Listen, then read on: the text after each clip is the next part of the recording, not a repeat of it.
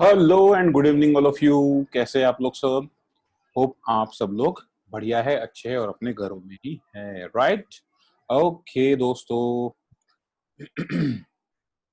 तो चलिए बात शुरू करते हैं अपनी अपन। और आज का टॉपिक हम आखिरी टॉपिक है आज का, उसको हम देखते हैं, राइट? सो गाइज, हमने अब तक क्या पढ़ा था, याद है क्या आपको? हमने सबसे पहले अकाउंटेंसी की कुछ टर्मिनोलॉजीज देखी थी। टर्मिनोलॉजीज देखने के बाद हमने क्या किया था?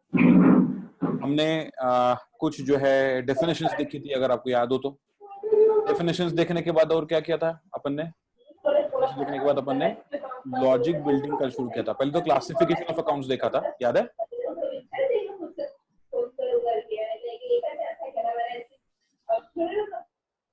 क्लासिफिकेशंस देखने के बाद हमने जो है गोल्डन रूल्स ऑफ अकाउंटेंसी देखी थी, अगर आपको याद हो तो। याद है क्या?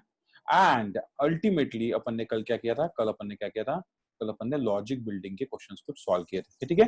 एक ब्रीफ रिकैप ले लेते हैं अपन ने अब तक क्या किया, और फिर आगे बढ़ते हैं।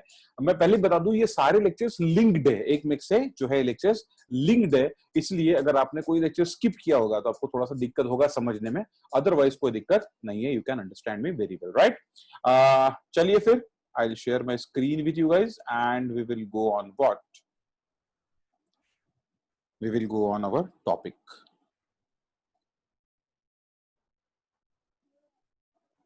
Right? Okay.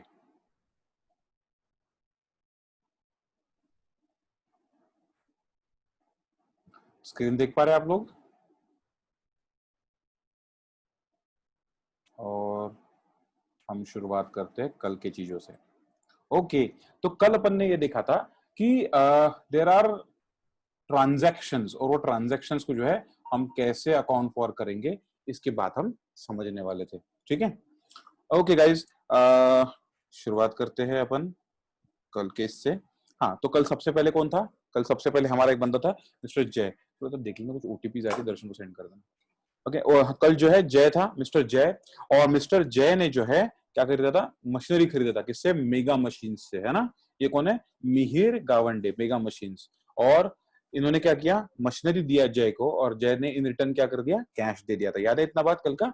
और कैश दे दिया था, तो इसके हिसाब से हमने क्या किया? ट्रांजेक्शन को एनालाइज किया, और हर एक ट्रांजेक्शन को हमने टू फोल्ड्स में क्या किया? टू फोल्ड्स में उसको हमने ब्रेक किया, वन एंड अनदर, और उसी में डेबिट क्रेडिट हमारा हो गया। जैसे मशीनरी जो है हमारे बिजनेस में आई, तो machinery real comes in debit 50,000 and cash real goes out credit 50,000, right? Okay, इसके बाद में सेकंड ट्रांजेक्शन में लिया था purchase building and paid by cheque. यहाँ आया था building account real account comes in debit, और bank account person account giver credit. Before we go ahead, what I want you to revise this rules फटाफट, ठीक है? तो चलो शुरू हो जाओ सब जन, फटाफट ये रूल बोलो। मैं अनम्यूट कर रहा हूं सबको, आप ये रूल बोलोगे। अपने अपने माइक जो है वो अनम्यूट करिए, और ये रूल का रिवीजन करते हैं अपन, ठीक है? Unmute yourself guys. ओके, जिसके बैकग्राउंड में आवाज है, बातें चल रही है, वो अपना माइक म्यूट ही रखेगा, ठीक है? और come on, start talking this rules, come on fast, all of you Personal group of people, beneficial person, अरे बाबा वेट, अरे बाबा वेट।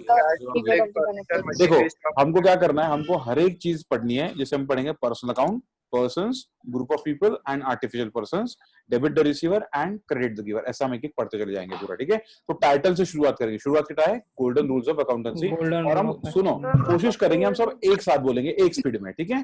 तो थोड़ी स्पीड स्लो रखेंगे, बहुत स्लो भी नहीं, बहुत फास्ट भी नहीं, अच्छी स्पीड से हम शुरुआत करेंगे। Okay, 3, 2, 1 go. golden rules of accountancy. accountancy. Account persons, group of people and artificial Persons.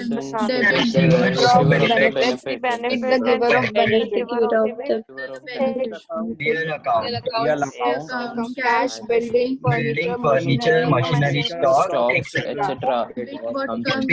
Debit what comes into the business, and credit what goes out of the business. nominal account, Nominal account, expenses, losses, income and gains, all expenses and all losses, expenses and losses, and credit all incomes and gains. all incomes and gains. बाप रे, finally हम लोग सब बोलते तो कितनी मजा आती है ना, पूरा ये नेटवर्क कंजेक्शन जाम हो जाता है शायद। ओके गाइस, ये रूल्स आपने पढ़े, वेरी गुड। अभी हम बिफोर वी गो फर्दर एक एडिशनल रूल रखेंगे। ये एडिशनल रूल हमें किसी ने नहीं दिया, ये विराट ने खुद बनाया है, ठीक है। तो ये मैंने बनाया हुआ एडिशनल रूल है, आप लोग लिखेंगे कॉपी में, नीचे लिखिए इसके नीचे, ये यहाँ रूल्स लिखे होंगे वहीं पे नीचे या मार्जिन में कहीं भी जगह होगी वहां लिख दीजिए आप, additional rule for personal account, वहां लिखेंगे आप additional rule for personal account, additional rule for personal account.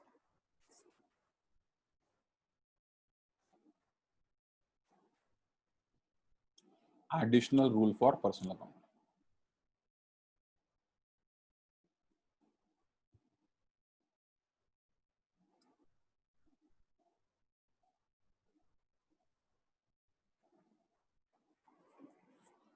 उसमें लिखेंगे आप एडिशनल रूल में डेबिट द पर्सन, टाइटल में फिर से बोल रहा हूं additional rule for personal account, उसमें लिखेंगे हम debit the person from whom money is receivable, debit the person from whom money is receivable, and credit the person to whom money is payable, debit the person from whom money is receivable and credit the person to whom money is payable। मतलब जिस व्यक्ति से पैसे लेना हो उसको आप debit करिए और जिस व्यक्ति को पैसे देना हो उसको आप क्रेडिट करिए। तो all asset should be debited, all liability should be credited, in short. तो ये एडिशनल रूल है, कहीं कहीं ये रूल भी हम काम में लाते हैं, कहीं कहीं ये रूल भी हम काम में लाते हैं।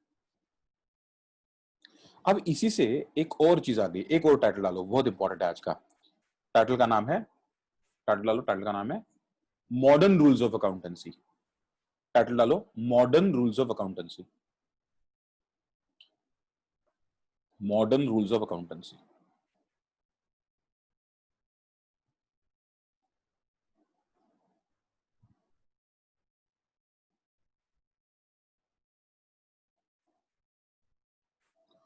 Modern rules of accountancy. अब मॉडर्न रूल्स ऑफ अकाउंटेंसी देखने के लिए हमको 4 कंपार्टमेंट्स देखने पड़ेंगे, 4 कंपार्टमेंट्स। इनमें हम देखेंगे मॉडर्न रूल्स ऑफ अकाउंटेंसी। सबसे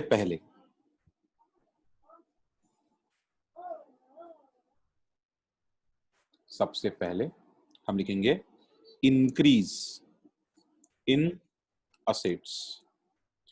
ये जो सर फरालू का पैक्योली जी ने दिए हुए रूल्स है उसी से हमने बनाए, थोड़े अलग तरीके से बनाए। तो हम बोलते हैं इंक्रीज इन असेट्स, तो उसको हम करते हैं debit. Increase in assets debit, decrease in assets,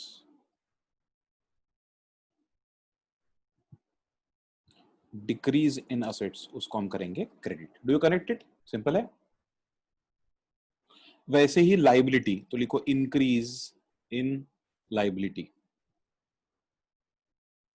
increase in liability, उसको हम करेंगे क्रेडिट, है ना। अभी हमने रूल पढ़ा है credit the person to money is payable, जिस किसी को पैसे देना है उसको क्रेडिट करो, मतलब लाइबिलिटी को क्रेडिट करो, तो वहां से रूल आ गया। और decrease in liability, decrease in liability उसको डेबिट करो, डिक्रीज इन लाइबिलिटी उसको डेबिट करो। फिर एक और आ गया increase in expenses, increase in expenses, उसको आप डेबिट करो। खर्चों को हम डेबिट करते हैं ना, जब भी खर्चे होते हैं खर्चों को हम डेबिट करते हैं। Decrease in expenses, decrease in expenses, उसको हम क्या करेंगे? क्रेडिट। वही खर्चा कम करना है उसको हम क्रेडिट करेंगे। फिर इंक्रीज इन इनकम्स, उसको हम क्या करेंगे? क्रेडिट करेंगे। इनकम्स एंड गेन्स को हम क्रेडिट करते हैं, लेकिन इनकम को अगर कम करना है, डिक्रीज करना है, डिक्रीज इन इनकम, तो ऑपोजिट ट्रीटमेंट देना पड़ेगा, तो अपोजिट ट्रीटमेंट हो जाएगी डेबिट। तो ये 4 क्वाड्रेंट्स के 4 रूल्स है। 4 क्वाड्रेंट के 4 रूल्स है, इसको हम कहते हैं मॉडर्न रूल्स ऑफ अकाउंटेंसी। क्या कहते हैं? Modern rules of accountancy.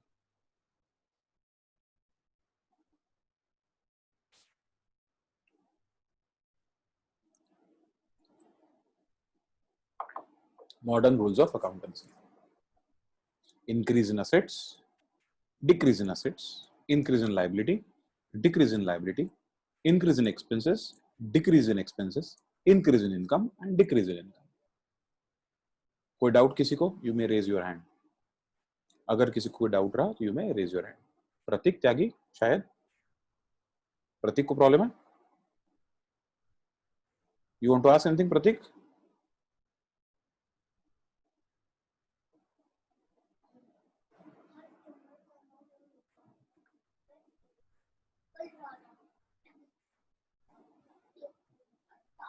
और किसी को कोई doubt? Anyone wants to ask anything? मौलिक पालीवाल। यस, बोलो मौलिक। सर असेट्स में क्रेडिट और डेबिट वाला नहीं समझा। असेट्स में देखो आपका रूल क्या है? Debit what comes in, credit what goes out. हाँ आपके पास 500 रुपए थे, आपको और 500 रुपए मिले तो कैश आ गई ना, तो कैश हाँ बढ़ गई। तो जब भी कैश बढ़ती है क्या करते हो आप? डेबिट करते हो। आपके पास हाँ 2000 थे, आपने 500 दे दिए तो कैश चली गई, तो आपका बैलेंस कितना बचा? 1500 ही बचा, है ना। 2000 थी, हाँ 500 चली गई। तो जब भी असेट डिक्रीज होता है तो क्रेडिट करना पड़ता है, उसका हाँ ऑपोजिट करना पड़ता है। जैसे अच्छा आप मैथ्स में करते हो ना, मैथ्स में जैसे आप बोलते हो भाई ये -5 है, -5 को कम करना है तो क्या करते हो आप? प्लस करते हो, है ना। +3 तो क्या हो हाँ गया? ये माइनस कम हो गया, माइनस कितना हो गया? 2 हो गया, सही है। 2 और अगर मान लो -5 है, इसको बढ़ाना है हमको, तो हम क्या करते हैं? और माइनस करते हैं। सपोज -2 कर दिया तो क्या हो जाएगा? वो -7 हो जाएगा। तो हाँ माइनस माइनस एक में को बढ़ा देगा, लेकिन माइनस प्लस एक में को घटा देगा। बस वैसे ही डेबिट क्रेडिट है। तो आप असेट्स को बेसिकली डेबिट करते हो, लेकिन हाँ बढ़ाना हो तो असेट को अगर घटाना है तो हमको क्या करना पड़ेगा? क्रेडिट करना पड़ेगा। क्रेडिट वैसे लाइबिलिटी को हम क्रेडिट करते हैं, लेकिन बढ़ाना है तो घटाना है तो क्या करना पड़ेगा? अपोजिट करना पड़ेगा, डेबिट करना पड़ेगा। डेबिट। वैसे एक्सपेंस और वैसे income. Okay good. Anyone else wants to say anything?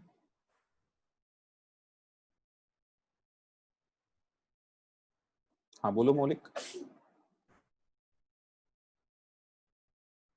Anyone else? किसी कुछ पूछना है और? गुड। तो इसको हम कहते हैं modern rules of accountancy guys, right. Okay, अब आते हैं अपन अपने मेन पॉइंट्स पे, कल जो अपन ने पढ़े थे उस पे आते हैं। Okay, purchased goods worth 1,50,000 and paid in cash. तो यहाँ बेसिक लेवल है, इसलिए हम लिख सकते हैं यहाँ पे एक चीज, गुड्स अकाउंट। हमने क्या खरीदा? हमने गुड्स खरीदा। कैसे खरीदा? कैश देके खरीदा। तो दूसरा क्या आएगा? Cash.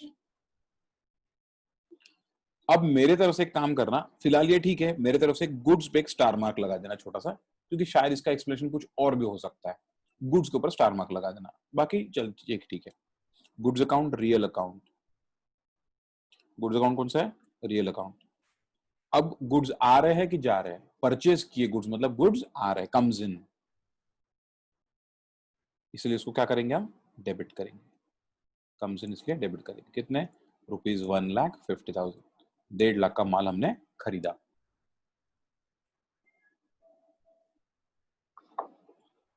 Cash account, real account. Cash आ रही है कि जा रही है? Goes out. And goes out इसलिए हम क्या करेंगे? क्रेडिट करेंगे। कितना?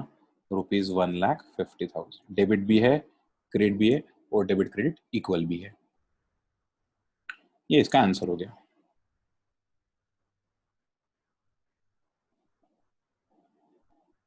ठीक है, इधर आ जाओ। Received 5,000 from mister Roma. Received, किसने रिसीव किया? हमने रिसीव किया, ऐसा मानना पड़ेगा। हमने रिसीव किया। Received 5,000 from mister Roma. तो क्या करेंगे? रिसीव्ड मतलब क्या मिला? कैश मिली। तो एक अकाउंट आएगा कैश अकाउंट। क्या आएगा? Cash account. किससे मिले? अब देखो एक मजे की बात यहाँ पे, very important thing that you need to understand, come on. देखो यहाँ क्या हुआ है,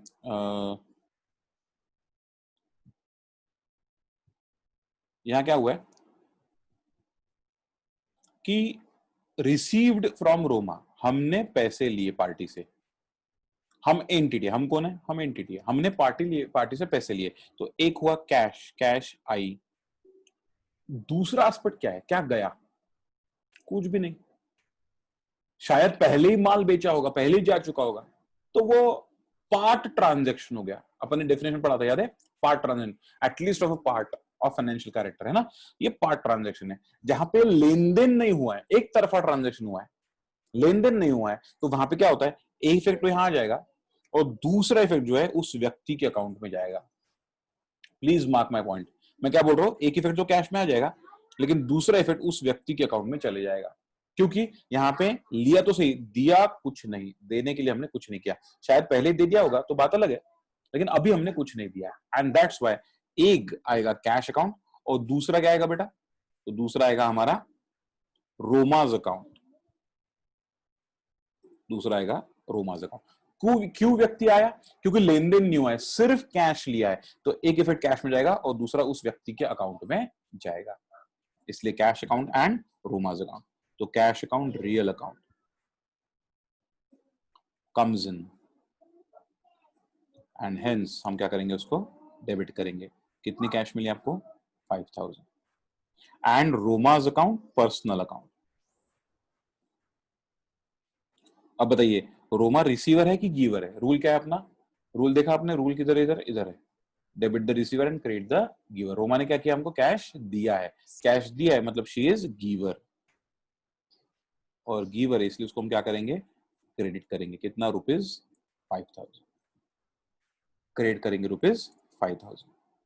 have you got the things clear, पक्का, गुड।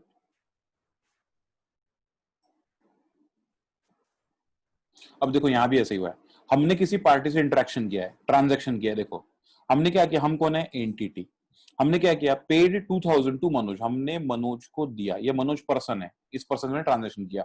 नंबर 1 कैश, कैश गया, लेकिन लिया क्या, पता नहीं, शायद कभी कुछ लिया होगा पहले, या एडवांस दिया होगा, या व्हाटएवर, कैश तो हमने दिया, हमने क्या लिया हमको पता नहीं, मनोज ने सर्विस दी क्या पता नहीं, कुछ भी पता नहीं है।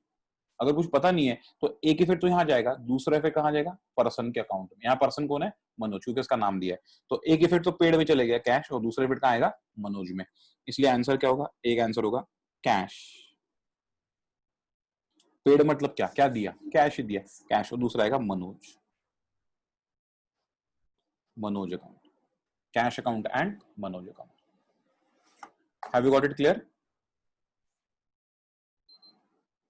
Cash account and Manoj account, ऐसी दो चीजें आएगी।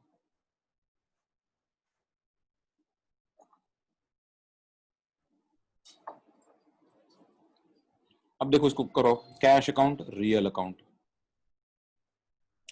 कैश आ रही है कि जा रही है, जा रही है, तो आप लिखेंगे गोज आउट, और गोज आउट इसलिए कैश को क्या करेंगे, हम क्रेडिट करेंगे। कितना, ₹2000, हम क्रेडिट करेंगे ₹2000। एंड मनोज कौन सा अकाउंट है, पर्सनल, पर्सनल अकाउंट मनोज, और मनोज पर्सनल अकाउंट है, तो हम क्या करेंगे इसको, मनोज ये रिसीवर है या गिवर है, रिसीवर, इसलिए उसको हम करेंगे डेबिट। हमारा रूल क्या है, debit the receiver and credit the giver. आप रूल रेफर कर सकते हो जब भी चाहिए तो। इसलिए हुआ cash, real, goes out, credit, Manoj, personal, receiver, debit. Next, paid salaries 10,000। Salaries का मतलब क्या होता है, सर्विसेज। सामने वाले व्यक्ति ने आपको सर्विस दिया और आपने उसको सैलरी पे कर दिया, इसलिए ये हमारा खर्चा है, हमने पे किया है। तो पे किया मतलब क्या दिया, कैश, तो एक आएगा कैश अकाउंट और दूसरा आएगा salaries, salaries account, cash account, real account, cash आ रही है जा रही, पे किया मतलब कैश जा रही है, गोज आउट, और कैश जा रही है, गोज आउट, मतलब क्या करेंगे हम, क्रेडिट करेंगे। कितनी कैश जा रही है, 10,000, और सैलरीज अकाउंट कौन सा हो जाएगा, नॉमिनल, खर्चे वाला अकाउंट है ये, नॉमिनल, और एक्सपेंसेस, और एक्सपेंसेस इसलिए हम क्या करेंगे, डेबिट करेंगे। कितना करेंगे, ₹10,000, एक्सपेंसेस डेबिट 10,000। ये हुआ आपका third, fourth, fifth and sixth.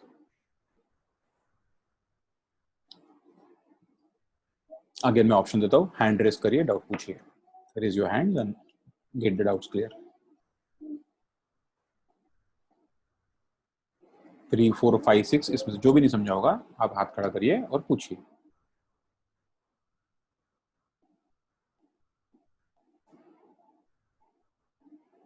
Anyone any point?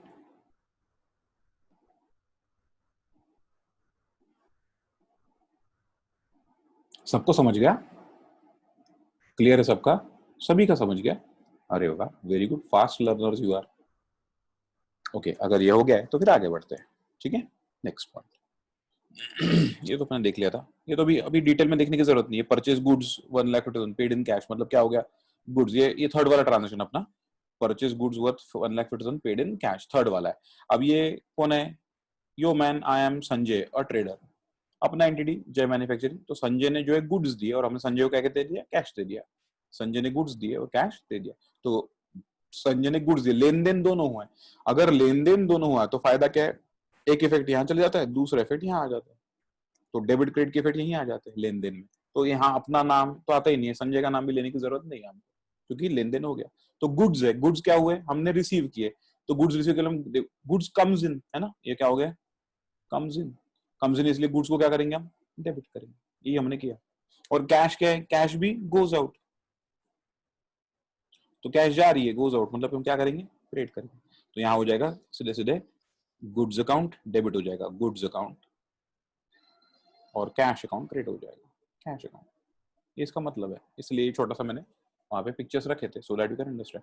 यहाँ पार्टी का नाम लेने की जरूरत नहीं। पार्टी का नाम लेने की जरूरत क्यों नहीं? क्योंकि लेन देन दोनों हो गया।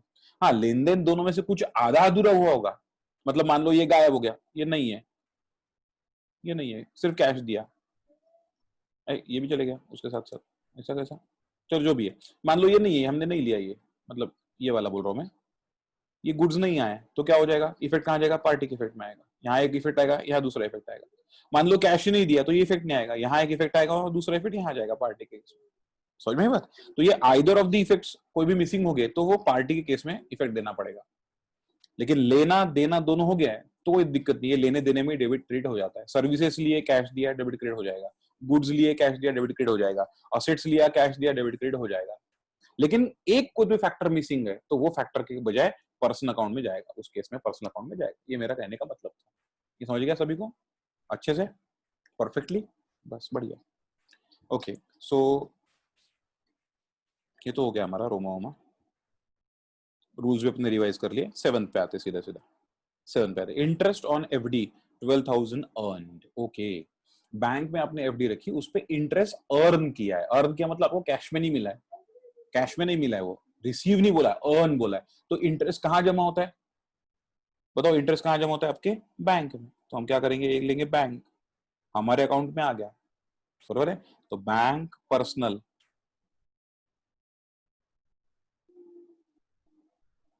और हमारे अकाउंट में आ गया, मतलब रिसीवर बोल सकते हैं हम। एंड देयरफॉर क्या करेंगे? डेबिट। कितना? ₹12,000। और दूसरा क्या गया? Interest account.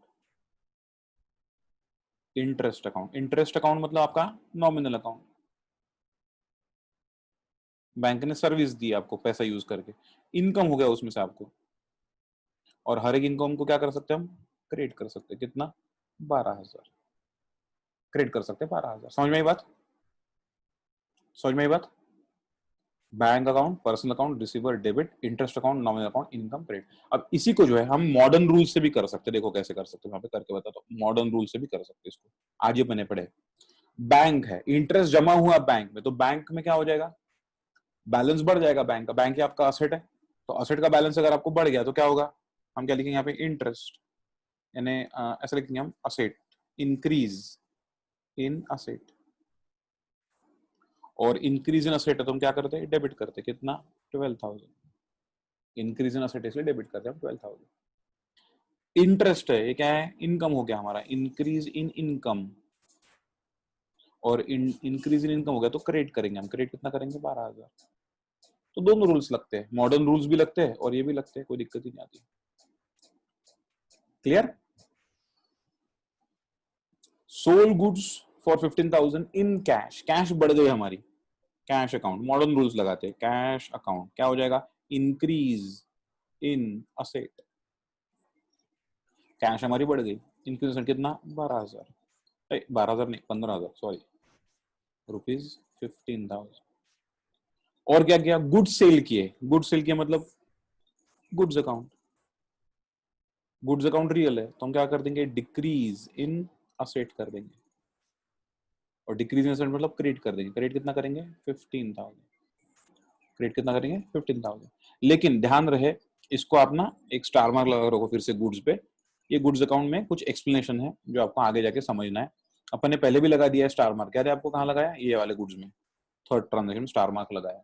तो आगे स्टार मार्क में आपको एक्सप्लेन करूंगा कि ऐसा क्यों है, क्यों नहीं है, वगैरह वगैरह वगैरह सब बताऊंगा आपको, ठीक है। नॉर्मल से करके देखते, नॉर्मल अकाउंटिंग से करके देखते, चलो। Sold goods to mister Sunil, और क्या किया हमने, sold goods to mister Sunil for 25,000। अब देखो यहाँ मजे की बात, ये कैसा पेचीदा ट्रांजेक्शन हो गया। देखो हमने माल तो बेचा, फिर से इसको आपको ध्यान से समझना पड़ेगा। हम कौन है, हम है एंटिटी, हमने, ये हम है एंटिटी, हमने क्या किया, हमने माल बेचा। किसको बेचा, पर्सन को, सुनील को बेचा। क्या दिया हमने, गुड्स, तो एक इफेक्ट आ गया गुड्स में। क्या लिया, कुछ भी नहीं। सर कैसे, क्या, क्योंकि मिस्टर सुनील का नाम आ गया। देखो वहां पे वर्ड है क्या, received cash, received cheque, online, कुछ रिसीट की कुछ बात समझ में आ रही है क्या आपको, रिसीट की कोई भी बात समझ में नहीं आ रही। इसलिए यहाँ पे मानना पड़ेगा कि हमने कुछ भी नहीं लिया, और अगर कुछ भी नहीं लिया है हमने तो क्या करना पड़ेगा, सेकंड ट्रांजेक्शन कैंसिल हो गया, ये गायब हो गया। There is only sending of goods, dispatch of goods, delivery of goods, मतलब ऑटोमेटिकली सेकंड इफेक्ट कहाँ जाएगा, पर्सनल अकाउंट में जाएगा, क्योंकि ये पार्शियल ट्रांजेक्शन हो गया, वन साइडेड हो गया। वन साइडेड कैसे पता चला, मिस्टर सुनील बोला है। मिस्टर सुनील का मतलब क्या हो गया, व्यक्ति का नाम कब आता है, व्यक्ति का नाम तब आता है जब उधारी का ट्रांजेक्शन हो। देखो आप शॉप में गए कुछ खरीदने के लिए और आपने पैसे दे दिए, तो शॉपकीपर आपका नाम पूछ सकता है क्या, मतलब पूछे भी तो आप बताओगे क्या, नहीं। लेकिन आप शॉप में गए, पता चला अरे अपन पैसे तो घर पे भूल गए, वैलेट लिया ही नहीं या पर्स ली ही नहीं, तो क्या करोगे, वो पूछेगा ठीक है गुड्स ले जाओ, लेकिन आपका नाम, मोबाइल नंबर और एड्रेस मुझे दिखे जाओ, तो दोगे कि नहीं दोगे, दोगे। उधारी में गुड्स ले रहे हो तो अभी आप दोगे। इसका मतलब क्या है कि हमको डिटेल्स कब लगते हैं, ये पर्सनल अकाउंट की डिटेल्स हमको कब लगते हैं, पर्सनल अकाउंट डिटेल्स लगते हैं हमको जब भी ट्रांजेक्शन उधारी में हो। तो यहाँ पे आप जो है, यहाँ पे आप एक डायलॉग बॉक्स निकालो और लिख के रखो, डायलॉग बॉक्स में लिख के रखो, अज्यूमिंग दैट, इसमें लिखो assuming it's a credit transaction, assuming it's a credit transaction. हम इसको अज्यूम कर रहे हैं कि ये क्रेडिट ट्रांजैक्शन है, तो काम जमेगा, नहीं तो नहीं जमेगा। क्यों, क्योंकि मिस्टर सुनील का नाम आ गया। तो वहां पे एक डायलॉग बॉक्स बनाओ और उसमें लिखो assuming it is a credit transaction. अब इसका आंसर देख लेते क्या है, सोल्ड गुड्स, तो गुड्स आएगा पहले, गुड्स अकाउंट। और मैंने पहले बताया जब जब आप गुड्स लिखोगे क्या करना पड़ेगा आपको, एक स्टार मार्क लगा देना, यहाँ पे गुड्स अकाउंट के ऊपर एक स्टार मार्क लगा दो। इसमें कुछ गलती भी है, गुड्स अकाउंट कौन सा अकाउंट है, रियल अकाउंट, रियल अकाउंट है, कंडीशंस अप्लाई है, स्टार मार्क लगाया मतलब कंडीशंस अप्लाई। रियल अकाउंट क्या करोगे, कम्स इन और गोज आउट, बोलो, गुड्स क्या हो रहे हैं, सोल्ड गुड्स मतलब गोज आउट हो रहे, और गोज आउट होंगे तो क्या होगा, क्रेडिट होगा, गोज आउट होगे तो क्रेडिट होगा, ₹25,000, ₹25,000। और दूसरा क्या होगा, सुनील्स अकाउंट, सुनील्स अकाउंट होगा, और सुनील अकाउंट में क्या होगा, पर्सनल अकाउंट, और पर्सनल अकाउंट है तो सुनील रिसीवर है कि गिवर है, सुनील को गुड्स मिल गए पैसे दिए बिना, मतलब वो रिसीवर है, और रिसीवर है तो हम क्या करेंगे, उसको डेबिट करेंगे। डेबिट कितना करेंगे, रुपीज, नीचे लिखता हूँ 25,000, ₹25,000। समझा आपको क्या हुआ, ध्यान दो यहाँ पे, यहाँ हुआ goods account, real account, goes out, credit 25,000, Sunil's account, personal account, receiver, debit 25,000, debit credit दोनों हुआ है और इक्वल भी है। I hope it is clear. And last one, received dividend. ध्यान देना क्या मिला हमको, डिविडेंड। डिविडेंड मतलब क्या होता है, जब हम कंपनी में पैसा हमारा इन्वेस्ट करते हैं in the form of shares, तो कंपनी जो शेयर्स आपको बेचती है तो उसके ऊपर कंपनी जो कमाया, कंपनी जो प्रॉफिट कमाया उसका एक पोर्शन भी आपको देती है, तो it is your earning basically, और आपका वो अर्निंग है तो उसको हम कहते हैं डिविडेंड। तो any return we have earned on our shares, any return what we have earned on our shares is called as dividend. इसलिए यहाँ पे एक अकाउंट आएगा डिविडेंड अकाउंट। और दूसरा अकाउंट आएगा बैंक अकाउंट। सर आपको कैसे पता चला बैंक? वहां तो नहीं दिया है। अरे देने की जरूरत ही नहीं है, डिविडेंड कोई कंपनी घर में लाके नहीं देती।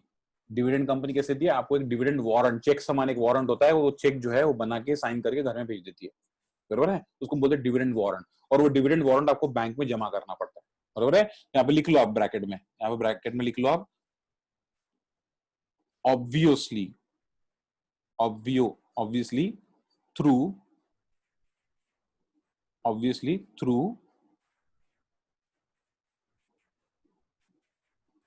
Dividend warrant, obviously through dividend warrant and to be deposited into the bank and to be deposited into the bank। ये देखो हमको कई कई जगह assumptions लगाने पड़ते हैं, इसलिए अकाउंटेंसी इतना इंटरेस्टिंग हो जाता है कि किसने क्या सोचा, आंसर बदल जाता है। यहाँ डिविडेंड मिला है इसलिए हमने क्या बोला, receive dividend 5700 obviously through dividend warrant and it is to be deposited to the bank, क्योंकि डिविडेंड कैश में नहीं मिलता। तो किसी टीचर ने इसकी एंट्री कैश में कर ली तो मेरे हिसाब से उतनी ठीक नहीं रहेगी। तो डिविडेंड अकाउंट कौन सा अकाउंट हो जाएगा? Nominal account.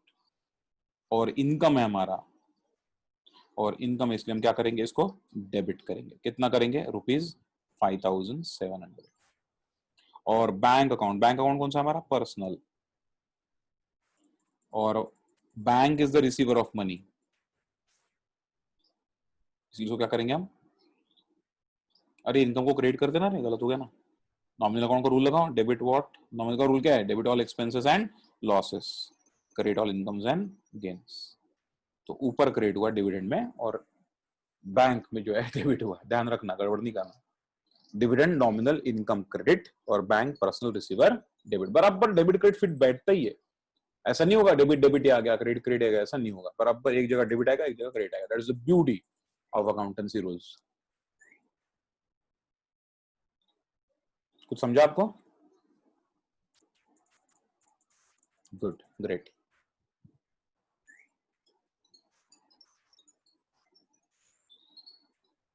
तो ये था आपका बेसिक इंट्रोडक्शन अकाउंट्स का, जजमेंट तक, कि जजमेंट कैसे ले, डेबिट क्रेडिट कैसे ले, जजमेंट कैसे ले। अगर आपको ये समझा है तो आगे अकाउंटेंसी पूरा समझ में आ सकता है।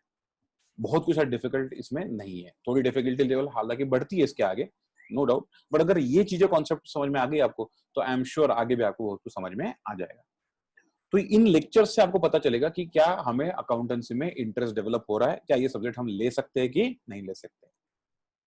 आगे sky is the limit for earning, I have already told you. आप में से बहुत लोगों ने जो है हमारे वेबिनार्स अटेंड किए होंगे, बराबर है? जिन्होंने वेबिनार अटेंड नहीं किया, कल 5 बजे हमारा वेबिनार है regarding CA, CS, CMA, US courses, उसके बारे में जानकारी देंगे हम। तो कल 5 बजे का वेबिनार आप ज्वाइन कर सकते हो, ठीक है? उसकी आईडी अलग रहेगी, तो अगर किसी को इंटरेस्ट रहा तो आप हमें पूछ सकते हो कि सर उसकी आईडी हमको दे दो, हमको करना है वेबिनार। मैं दे दूं अभी, चाहिए तो आईडी? आप में से अगर किसी को चाहिए होगा तो मैं करा सकता हूँ वो भी। ये लिख लिया इतना आपने? ये लिख लिया? गुड। अच्छा, पहले before I go on other things, tell me 7, 8, 9, 10 इसमें किसी को डाउट है तो हैंड रेज करो प्लीज। 7, 8, 9, 10 अगर कोई दिक्कत है तो हैंड रेज करो। कोई दिक्कत नहीं किसी को? है किसी को दिक्कत, कोई प्रॉब्लम है? नो प्रॉब्लम, पक्का? Sure? Okay. Understand that the webinar that we are going to take, it will have ID, जो ID है वेबिनार की वो रहेगी 7020752751 7020752751 जूम पे होगी ये, जूम मीटिंग। इस आईडी पे वेबिनार होगा, तो you can come and you can get further information about other courses. आज अपन ये बात करेंगे। यस गौरवी, एक मिनट, हाँ, अनम्यूट। गौरवी बोलो। So what is the password of the Zoom meeting? No, इसका पासवर्ड नहीं रहेगा, दिस इज ओपन, इसका पासवर्ड नहीं रहेगा क्योंकि ये स्पेसिफिक है ना, इसलिए इसका पासवर्ड नहीं रहेगा। दिस इज ओनली आईडी रहेगा। अच्छा, किसी और ने भी हाथ खड़ा किया था, हो गया? डाउट क्लियर हो गया? अच्छा, अभी अपन एक और डिस्कशन कर लेते हैं फटाक से कि आपके दिमाग में कोई डाउट्स होंगे शायद, वो डाउट्स भी अपन ले लेते हैं। क्या क्या डाउट्स है? सबसे पहले कि एक तो सीबीएसई करना कि एमएस स्टेट बोर्ड करना, महाराष्ट्र स्टेट बोर्ड। अब ऐसा है कि दोनों अपने अपनी जगह सही है, ज्यादा मैं उसमें नहीं डिस्टिंग्विश करूंगा, लेकिन हाँ कुछ क्रेडिट पॉइंट्स सीबीएसई के ज्यादा है। कैसे ज्यादा है मैं आपको बताता हूँ। सीबीएसई एक तो बहुत तगड़ा कोर्स है, बहुत जबरदस्त कोर्स है, और अगर आप सीबीएसई के थ्रू अपने प्रोफेशनल एग्जाम्स के लिए जाना चाहते हो तो वो बहुत आसान पड़ता है rather than state board. State board से ज्यादा लंबा पड़ता है, दूर पड़ता है। दूसरा, सीबीएसई में कंटेंट्स बहुत ज्यादा है, content wise CBSE is powerful very much. 2 points हो गए। कंटेंट्स बहुत पावरफुल है, क्यों? उसका जो कोर्स स्ट्रक्चर है सीबीएसई का वो बहुत ज्यादा जोरदार है। मेरी बात पहले पूरी सुन लो, फिर अपन क्वेश्चन आंसर्स भी लेंगे। तीसरा, देखो कैसा फर्क पड़ता है। सीबीएसई में पेपर कितने मार्क्स का आता है? 80 मार्क्स का। स्टेट में कितने मार्क्स का आता है? 80 मार्क्स का। Very good, same. टाइम कितना मिलता है सीबीएसई में? 3 आवर्स। स्टेट में कितना टाइम मिलता है? 3 आवर्स। इसमें क्वेश्चंस कितने होते हैं? क्वेश्चंस 25। सर इसमें कितने होते हैं? 7। मैक्स मार्क कितने होते हैं क्वेश्चन में? Max questions 8 mark. इसमें मैक्स मार्क कितने होते हैं? Max 15 marks. तो आप एक डेप्थ समझ सकते हो, उसमें सीबीएसई कोर्स में डेप्थ बहुत ज्यादा है। तो कंटेंट वाइज सीबीएसई कोर्स जो है ये बहुत अच्छा कोर्स है, तो मैं इसको 5 स्टार दूंगा और स्टेट बोर्ड को 2 स्टार्स दूंगा, बस। That's it. बात समझ में?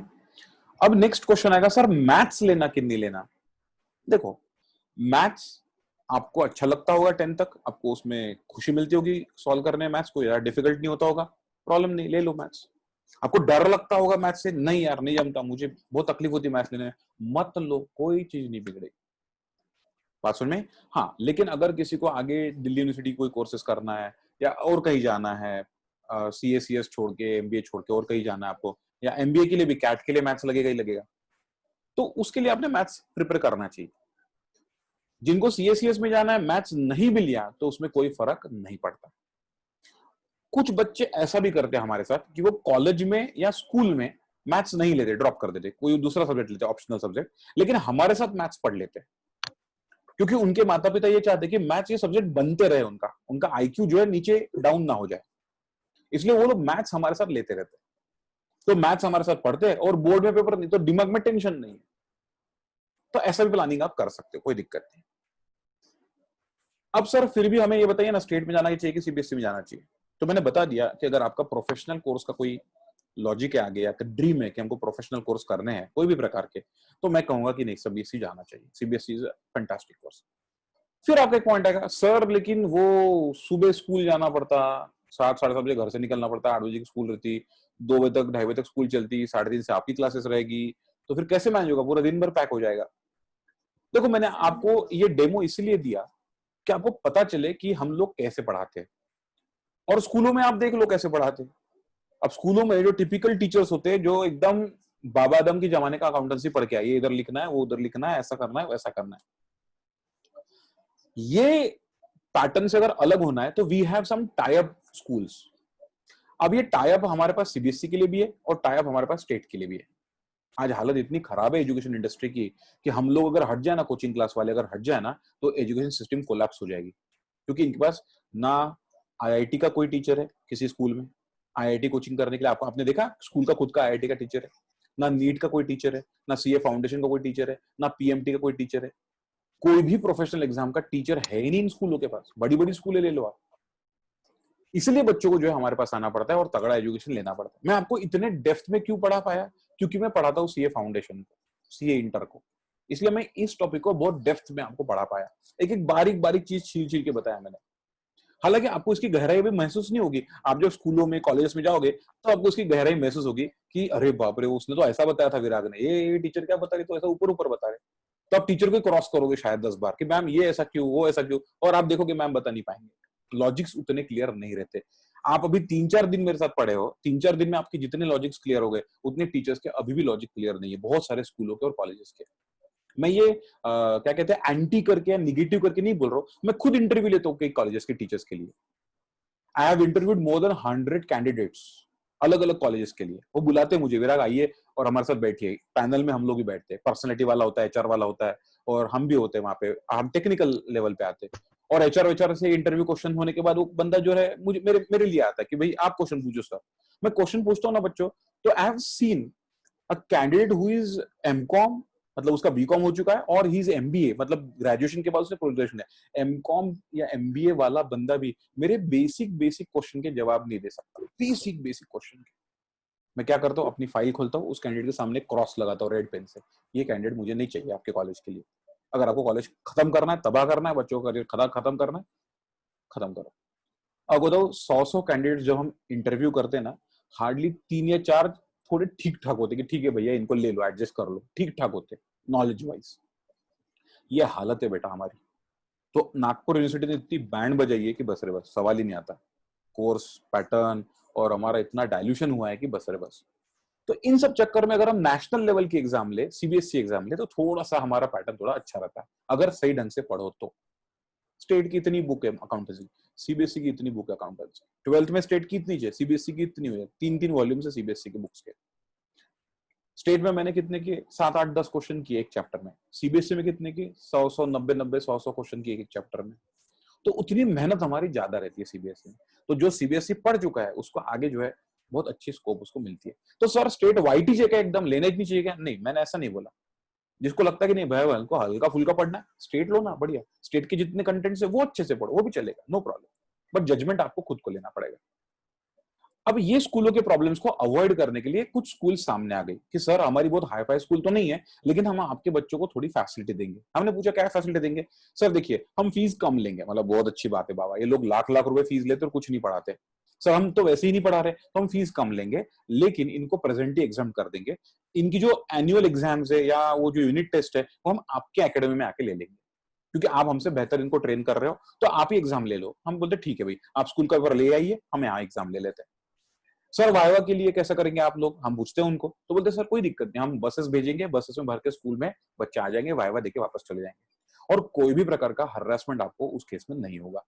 जो काफी सारे स्कूलों में हम देखते हैं, आपने 10th तक भी अनुभव किया होगा। कभी कभी टीचर से अगर खुन्नस हो गई तो हो गया, वो टीचर अपने सब्जेक्ट को पानदान कर देती, हरदम अपने को टॉन्ट कर दे, हरदम अपने को खड़ा करती। ये टीचर का अप्रोच नहीं होना चाहिए।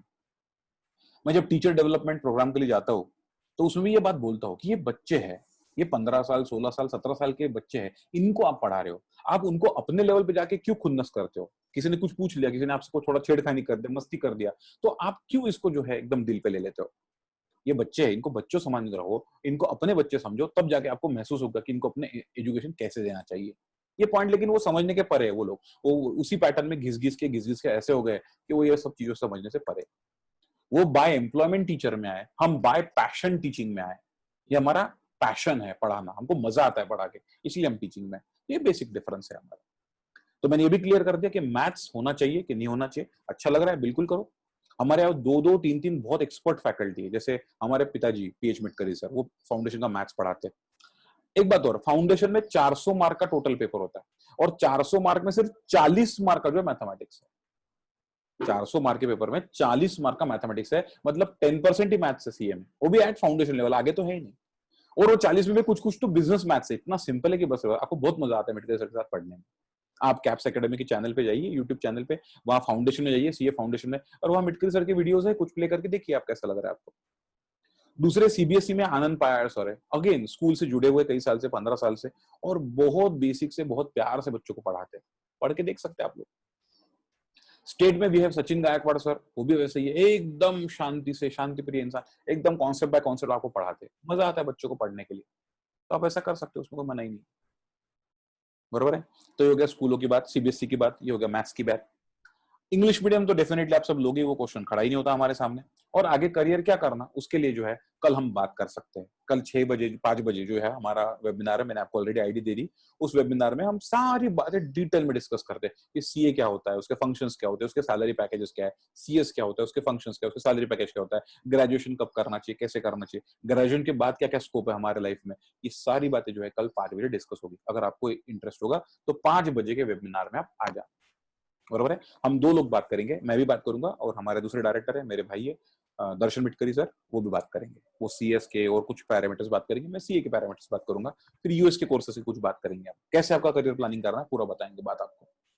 इतनी बातें क्लियर है। फिर से मैं फोरम ओपन कर रहा हूँ, आपको अगर लगता है कुछ क्वेश्चंस हैं आपके दिमाग में तो आप बिंदास बेझिझक दोस्त समझ के पूछ सकते हो, ठीक है। मैं आपको अलाउ कर रहा हूँ, अनम्यूट कर सकते हैं आप अपने आप को अनम्यूट करिए और पूछिए if you have any doubt और any question. And before that I would love to show you something. आज मैंने मेरे स्टेटस पे फोटो लगा है, कल का अपना फोटो देखो कितना प्यारा आया है photo. See the faces, online में भी हम इतना हंसी मजाक कर सकते हैं, इतना अच्छे से हम पढ़ सकते हैं। क्या देखो मेरे स्टेटस पे रखा है, मुझे बहुत जनों ने कमेंट किया है। हाँ थैंक यू सो मच, बहुत जनों ने कमेंट भी किया मुझे इस पे और आई हैव एंजॉयड दैट। कल का बहुत ही शानदार ये अपना फोटो आया। I could not get the another page, 2 pages होते, दूसरे पेज का फोटो मैं नहीं ले पाया, बट पहले पेज का फोटो मैंने ले लिया था। इतने सारे फेसेस जो है मुझे दिखे, बड़ा मजा आया। हालांकि आपकी प्राइवेसी का भी मैंने ध्यान रखा, तो आपकी प्राइवेसी के लिए मैंने जो है आपके नाम वहां पे जो हाइड कर दिए थे और नाम हाइड करके मैंने उसको पोस्ट कर दिया था मेरे पेज पे, बरोबर है। गौरवी कड़ू का कुछ क्वेश्चन है, Gauravi please go ahead. Sir, there is one course known as ACCA. So for that, do we need to go for maths? Gauravi ऐसा है कि एसीसीए का कोर्स वैसे ही ग्रेजुएशन के बाद होता है, तो मैथ्स का संबंध आता ही नहीं उसमें, क्योंकि एसीसीए करने के लिए आपने ग्रेजुएट होना चाहिए और ग्रेजुएट के बाद ही आप ये सब काफी चीजें कर सकते हैं। आपको मैथ्स का संबंध 2 चीजों में आता है, पहले 3 में आता था, अब वो तीसरे की परमिशन इस साल नहीं है। 2 चीजें कैसे, पहली एक सीए में जाना है, तो कुछ लोग बोलते हैं कि मैथ्स लेना चाहिए। हालांकि मेरा ये मानना है, मैं खुद भी नॉन मैथ्स स्टूडेंट था स्टेट बोर्ड का, कि तो हमारे जमाने में तब ऑप्शन ही नहीं था, जैसे आपको मैथ्स का ऑप्शन है पेपर का, हमारे जमाने में मैथ्स का ऑप्शन नहीं था। आप हिंदी लो या तो आईटी लो या तो ओसी लो, 3 में से एक लो, ऐसा ऑप्शन था। तो मैं स्टेट से पढ़ा हुआ और नॉन मैथ्स स्टूडेंट हूँ, लेकिन मैं जो है मेरी सारी एग्जाम्स क्वालिफाई कर पाया, मुझे कोई दिक्कत नहीं आई। हालांकि पिताजी ने पढ़ाता है मुझे मैथ्स, और अकाउंटेंसी का बेस भी मेरे पिताजी ने मेरा बनाया था, तो मुझे कोई दिक्कत नहीं है। तो आपको तो बिल्कुल नहीं है, क्योंकि आप एज कैलिबर आप मेरे से बहुत आगे हो, आपका कैलिबर मेरे से बहुत ज्यादा है, हाई है, आप मेरे से बहुत होशियार हो, तो आपको कोई दिक्कत नहीं आएगी। दूसरा, अगर आप दिल्ली यूनिवर्सिटी में जाके अगर मान लो आपको कुछ इकोनॉमिक्स ऑनर्स करना है या कुछ और सब्जेक्ट में वहां पे आपको ग्रेजुएशन करना है, तो मैथ्स, हाँ मैथ्स जरूरी है उसके लिए, दिल्ली ऑनर्स के लिए। या पहले होता था कि नाटा के कोर्सेस कर सकते थे हम, वो इंटीरियर के कोर्सेस कर सकते थे हम लोग, कुछ इंटीरियर कोर्सेस कॉमर्स के बाद आते थे, उसके लिए मैथ्स जो है जरूरी रहता था। लेकिन अभी वो लाइन बंद हो गई कॉमर्स वाले के लिए, वो नहीं है। बाकी आपको यूएस के कोर्सेज करना तो ग्रेजुएशन के बाद जाना है, मैथ्स की कोई जरूरत नहीं है ठीक है, अच्छा है, नहीं है ठीक है, कोई प्रॉब्लम नहीं। यूके के कोर्सेज करना है एसीसीए, कोई प्रॉब्लम नहीं, आप कर सकते हैं। एक और कोर्स है जो आपके लिए बहुत अच्छा है, जिसको हम कहते हैं एक्चुरियल वैल्यूएशन। एक्चुरियल वैल्यूएशन भी आपका ग्रेजुएशन के बाद होता है। अगर आपको वो करना है तो उसके लिए मैथ्स क्या स्टैट्स भी मस्ट है, मैथ्स भी होना चाहिए और स्टैट्स भी होना चाहिए, बहुत तगड़ा होना चाहिए, वो बहुत मस्ट है अगर आपको एक्चुरियल वैल्यूएशन करना है तो। गौरवी क्लियर है बात? Yes, sir. Anyone else? Any point? आपने सेशंस समझे तो आपको कुछ फायदा हुआ ऐसा लग रहा है आपको, कि अपना 4 दिन 5 दिन का टाइम वेस्ट गया? नहीं सर, फायदा हुआ। कुछ इंट्रोडक्शन हुआ हमारे सब्जेक्ट के साथ कि कैसा होता है अकाउंटेंसी, कैसा क्या होता है? Very good, great sir. हाँ दोस्त, एक्चुअल टाइम्स कितना टफ है? एक्चुअल वैल्यूअर्स जो है ये कोर्स अच्छा खासा टफ है। टफ भी मतलब ऐसा है कि जिसको मैथ्स का अच्छा खासा नॉलेज, जैसे मेरा एक स्टूडेंट है प्रणव शर्मा करके एक स्टूडेंट है मेरा, उसका सरनेम है उसका सरनेम अग्रवाल है, फर्स्ट नेम मुझे ध्यान नहीं आ रहा, तन्मय अग्रवाल जो है, वो भी एक्चुअल वैल्यूएशन कोर्सेज कर रहा है ऑलरेडी। तो ये दोनों जो है बहुत अच्छे से कर रही है। 11-12 सीबीएसई पढ़े मेरे साथ मैथ्स के साथ, और आगे वो एक्चुअल वैल्यूएशन कोर्स कर रहा है। तो सब बहुत हार्ड टफ नहीं है। हाँ, मैथ्स के साथ एक लाइकिंग होना चाहिए, मैथ्स के साथ अगर लाइकिंग है तो नथिंग लाइक। एक और स्टूडेंट था सिन्हा करके, उसका फर्स्ट नेम भूल गया मैं, he has done actual valuation का कोर्स। मैंने बीच में तो ये सब हो जाते हैं कोर्सेस आराम से हो सकते करना पड़ता है वो? हैं। पहले तो ग्रेजुएशन करना हमने नागपुर से, और फिर उसके बाद में हम बताएंगे आपको उसको कैसे कैसे करना है, उसका डिटेल ट्रीटमेंट हम बताएंगे कैसे। 11-12 के बाद ही प्रतीक प्लीज माइक ऑफ करो। Yes sir. हाँ, तो जो है वो पहले तो आपको 11-12 करना है, 11-12 करने के बाद मैं धीरे धीरे आपको गाइड करूंगा उसको कहाँ से कैसे कैसे करना है। हाँ, लेकिन अगर वो करने की इच्छा है एक्चुअल वैल्यूएशन, तो मैथ्स तो लेना ही पड़ेगा, नो डाउट अगर, बिल्कुल मैथ्स करना पड़ेगा। Any question, anyone? सर फिर Yes. सीए करने के लिए मैथ्स लेना जरूरी नहीं है ना? नहीं नहीं, बिल्कुल नहीं, मैथ्स लेना जरूरी नहीं है। अगर आपको लगता है तो आप स्कूल में कोई और सब्जेक्ट ले लो ऑप्शनल का, और हमारे साथ सिर्फ मैथ्स पढ़ो, पढ़ने के लिए अच्छे से पढ़ो बस, कि भाई हमको समझना चाहिए कंसेप्ट और हमको उसमें मास्टरी आनी चाहिए, इसलिए पढ़ो, वो भी अलाउड है, आपको कोई दिक्कत नहीं। लेकिन सीए मतलब मैथ्स है तो ही सीए बन सकते, मैथ्स नहीं तो सीए नहीं बन सकते, ऐसा होता ही नहीं, होता ही नहीं। मैं खुद आपके सामने बैठा हूँ। और कुछ? Any further question anyone?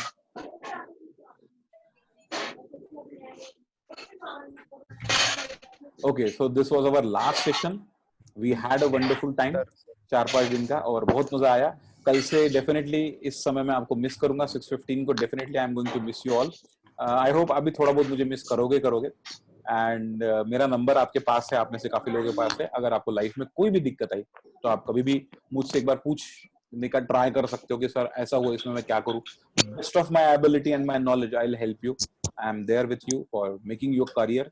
Teaching is my passion, जैसे मैंने पहले ही बताया कि मैं 12th पास करने के बाद ही टीचिंग में आ गया था, और सिंस 18-19 ईयर्स 20 ईयर्स में पढ़ा रहा हूँ। 2 साल मैंने कमर्शियल नहीं पढ़ाया था, इसलिए वो मेरे करियर में काउंट नहीं करता हूँ मैं। 2 साल के बाद मैं करियर में काउंट करता हूँ। 18 साल का जो है, 19 साल का जो है मेरा एक्सपीरियंस हो गया पढ़ाते पढ़ाते। सीबीएसई स्टेट में दोनों पढ़ाता हूँ, कोई दिक्कत नहीं। और बहुत जबरदस्त क्वालिफाइड टीम है हमारी, चाहे वो सीबीएसई हो चाहे वो स्टेट हो। सॉलिड, मतलब एक जैसे आपको अकाउंट्स मजा आया वैसे आपको इकोनॉमिक्स में मजा आएगा, आपको बीएस में बहुत मजा आएगा, आपको मैथ्स में बहुत मजा आएगा, आपको उधर ओसीएस में बहुत मजा आएगा। हर एक क्वालिटी टीचर जो है हमारे इसमें लगा हुआ है, जिसको उस सब्जेक्ट में अच्छी मास्टरी है। जिस सब्जेक्ट में अच्छी मास्टरी है वही आपको वो सब्जेक्ट पढ़ाएगा।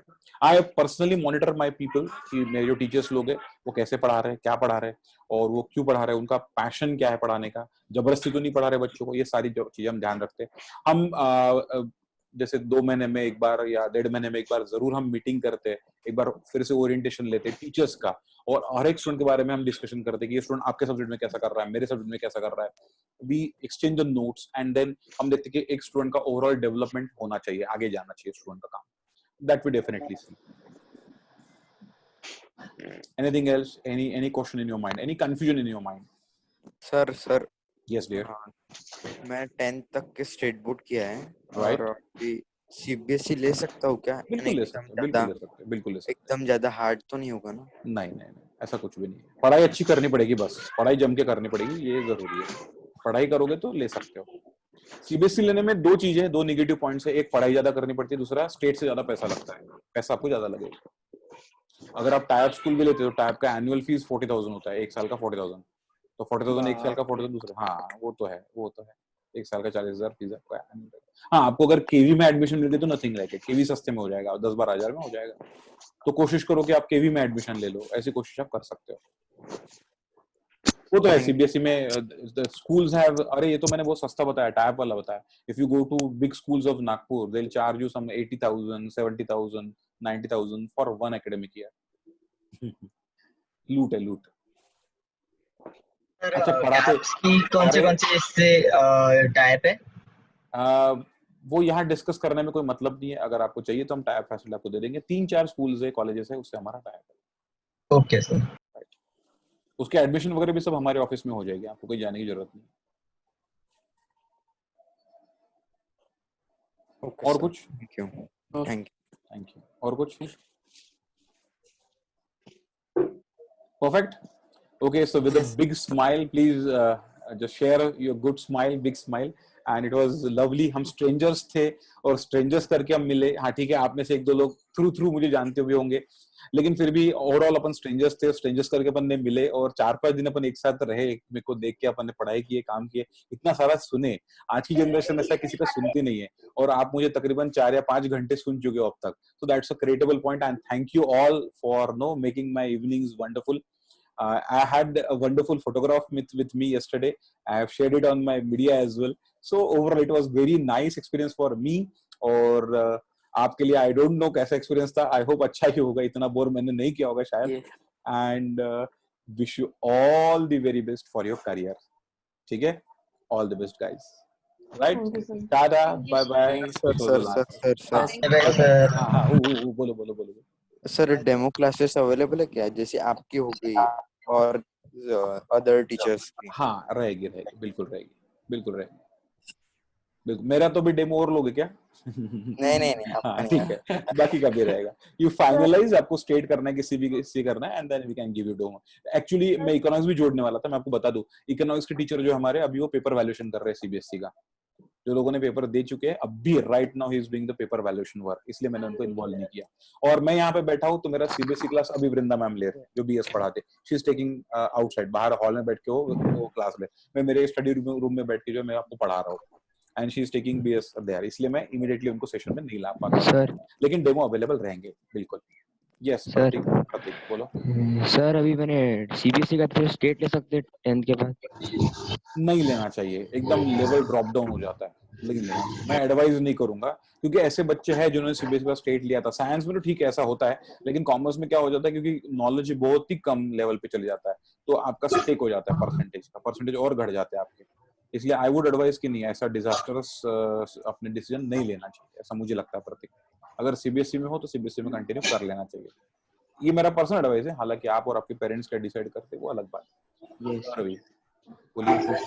Thank you. जब सर जब बाकी की डेमो क्लास रहेगी क्या आप हमें नोटिफाई करेंगे, जैसे अभी देखो हमारा 20th जून से सीबीएसई स्टार्ट हो रहा है, this month 20th June, and 20th जुलाई से स्टेट बोर्ड हो रहा है, तो पहले 3 दिन डेमो रहेंगे आपको सारे सब्जेक्ट के, आप सारे सब्जेक्ट के डेमो ले सकते हो। First 3 days 4 days it will be demo for you. तो सर लिंक मिलेगी नहीं, वो आपको रजिस्ट्रेशन करना पड़ेगा कैप्स की साइट पे जाके, रजिस्ट्रेशन करके आपको बाकायदा, फिर आपको वहां रजिस्टर होने के बाद आपके मोबाइल पे आ जाएगा कि कौन से प्लेटफॉर्म पे, because we don't have only one platform, I have my studio, वो स्टूडियो से मैं डायरेक्ट कनेक्ट करता हूँ आपको through YouTube channel, I have Zoom as a platform, ये मेरा लाइसेंस्ड जूम का वर्जन है, आई हैव वेबएक्स, तो वेबएक्स से कुछ फैकल्टीज वेबएक्स पे जाके वहां से पढ़ाते हैं, सो ऑब्वियसली आपको जो है वो उसकी इंटीमेशन वहां से आएगी। आपको अगर इंटरेस्ट है तो आप capsacademy.in, ये वेबसाइट है हमारी capsacademy.in, उस पे जाके जो है आप रजिस्टर कर सकते हो। सर ऑफलाइन क्लासेस कब तक स्टार्ट होंगे? Face to face classes start होने के लिए सिर्फ गवर्नमेंट से परमिशन मिलना चाहिए, जैसे ही परमिशन मिलती है, मुझे 2 दिन चाहिए, मैं डीप क्लीनिंग करूंगा मेरे प्रीमाइसेस का, और डीप क्लीनिंग करके मैं इमीडिएटली क्लासेस शुरू कर दूंगा।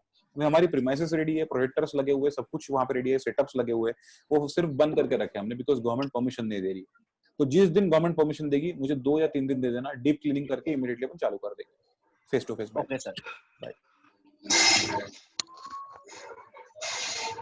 मैंने साइट का नाम बता दिया आपको, कैप्स एकेडमी, CAPSACADEMY.in, capsacademy.in, इस साइट पे जाके आप रजिस्टर कर सकते हो कोर्सेज के लिए, तो आपको इंटीमेशन आ जाएगा उसमें।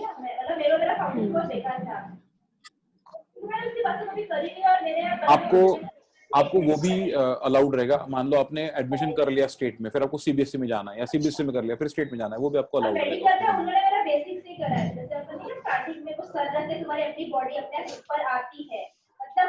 सीए से डरना नहीं। प्रतीक आपके बैकग्राउंड में फिर से आवाज है, माइक म्यूट करो। सीए जो है कुछ लोग समझते हैं कि बहुत टफ कोर्स है, हम कैसे करेंगे, इतना टफ कोर्स कैसे करेंगे, तो मैं आपको बता दूं कि पहले क्या होता था, बहुत ही क्या बोलते वो 60% वाला 50% वाला स्टफ जो है सीए में आता था, खास जो परसेंटेज रहते थे बच्चों के, वो सब साइंस में चले जाते थे। अच्छा माल साइंस में गया, बचा हुआ माल कॉमर्स में, फिर कॉमर्स में से भी कुछ लोग सीए में आते थे, बाकी लोग तो एमबीए कर लेते थे। इसलिए पिछले जमाने में, मतलब आपके पेरेंटल लेवल पे या आपके रिलेटिव लेवल पे जो है, वो पता नहीं, अरे बाबा बहुत टफ रहता है, 2% रिजल्ट आता है, 3% रिजल्ट आता है, and so on, but this is not the scenario now 90s में आने वाले परसेंटेज वाले लोग जो है वो भी सीए में आ जाते हैं, और वो फर्स्ट अटेम्प्ट में चार्ट अकाउंट बन जाते हैं। मैं आपको बता दूं, हमारे एकेडमी से हर साल 30 से 35 जो है ऐसे बच्चे होते हैं जो फर्स्ट अटेम्प्ट चार्ट अकाउंटेंट होते हैं, तो that's a great thing guys, that's a great thing. तो ऐसे चार्ट अकाउंटेंट्स जो है वो फटाफट करियर भी बना लेते हैं, and that's a good career, you know. आप में से जितने लोग पहचानते होंगे सीए लाइन को, उनको मालूम है दैट्स अ वंडरफुल करियर। मैं आपको बता दूं, यहाँ पे ये अदिति दुलुकर जी बैठी है, इनके जो चाचा जी है, बड़े पापा बोलते हैं लोग, इनके जो बड़े पापा है, right now he is chairman of ICAI Nagpur branch, वो नागपुर ब्रांच के चेयरपर्सन है खुद यहाँ पे। तो Nagpur branch is local branch, उसके ऊपर रीजन होता है WIRC, उसके ऊपर काउंसिल होता है ICAI का, और हमारे पिताजी ने जो काउंसिल है ICAI का न्यू दिल्ली का, उसके जो प्रेसिडेंट है उनको भी पढ़ा चुके हैं एक जमाने में, जयदीप शाह सर और चांडक सर, इन दोनों को, ये दोनों जो हमारे पिताजी के स्टूडेंट थे। तो this is the ladder that we have to go, and ये बहुत गर्व की बात है कि अदिति दुलुकर जी की जो अंकल है, right now he is chairperson of Nagpur ICA, मतलब ICA की ऑफिशियल बॉडी के वो एक एग्जीक्यूटिव मेंबर है। ऐसे भी करियर बनता है। उनको कितना खुद गुरूर होता होगा कि yes I am controlling all Nagpur level CAs and I am the head person at Nagpur. Nagpur level पे सबसे हाईएस्ट अथॉरिटी के वो व्यक्ति है। ऐसा भी सार्थक सिंह जी के मामा भी शायद CA है, if I am not wrong, या somebody is in the बड़े family। पापा सी है, बड़े पापा सी है, हाँ, प्रदीप सिंह जी सी है। यस यस, प्रदीप सिंह जी वो भी CA है। देखो तो ये आपको बैकग्राउंड मिलते रहता है। Anyone else? Any point?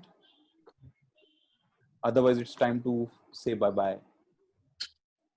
Right? चलिए, before I go, say all oi! ओए ओए All oi! Tada, see ya, bye-bye. Wish you best of the career. Right. Bye, sir. Bye. Bye. Sir. Bye.